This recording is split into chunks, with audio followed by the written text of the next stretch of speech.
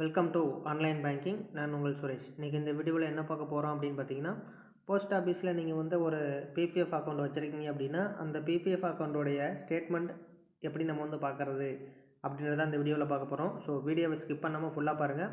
நான் step by ஸ்டெப்பாக உங்களுக்கு எக்ஸ்பிளைன் பண்ணுறேன். ஸோ வீடியோவை பார்த்து தெரிஞ்சுக்கோங்க.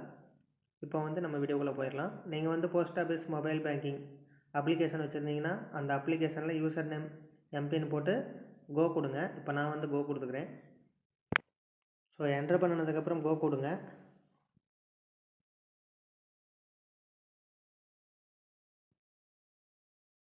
ஸோ கோ கொடுத்ததுக்கப்புறம் லாகின் ஆகிடும். லாகின் ஆனதுக்கப்புறம் இன்டர்ஃபேஸ் வந்து உங்களுக்கு இந்த மாதிரி தான் இருக்கும். இதில் வந்து பார்த்தீங்கன்னா அக்கௌண்ட்ஸ் அப்படின்ற டேப்பை வந்து கிளிக் பண்ணிக்கிங்க.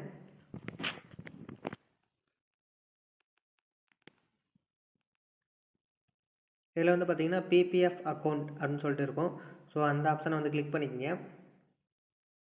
கிளிக் பண்ணிங்கன்னா சைடில் ஒரு ஏரோ இருக்கும். ஸோ அந்த ஏரோ வந்து கிளிக் பண்ணிக்கிங்க.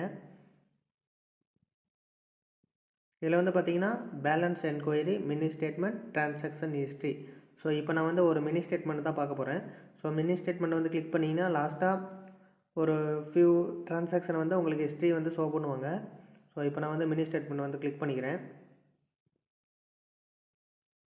ஸோ மினி ஸ்டேட்மெண்ட் கிளிக் பண்ணதுக்கப்புறம் நம்மளுடைய பேலன்ஸு, லாஸ்ட்டாக பண்ண டிரான்சாக்ஷன் எல்லாமே இதில் வந்து ஷோ பண்ணுவாங்க. ஸோ இப்படி தான் நம்ம வந்து பிபிஎஃப் அக்கௌண்ட்டுடைய மினி ஸ்டேட்மெண்ட் வந்து செக் பண்ணணும். ஸோ அந்த வீடியோ பிடிச்சிருந்தால் லைக் பண்ணுங்கள், ஷேர் பண்ணுங்கள். நம்ம சேனலை ஃபஸ்ட் டைம் பார்க்குறீங்கன்னா சப்ஸ்கிரைப் பண்ணி சப்போர்ட் பண்ணுங்கள். மீண்டும் நல்லதொரு வீடியோவில் நாளை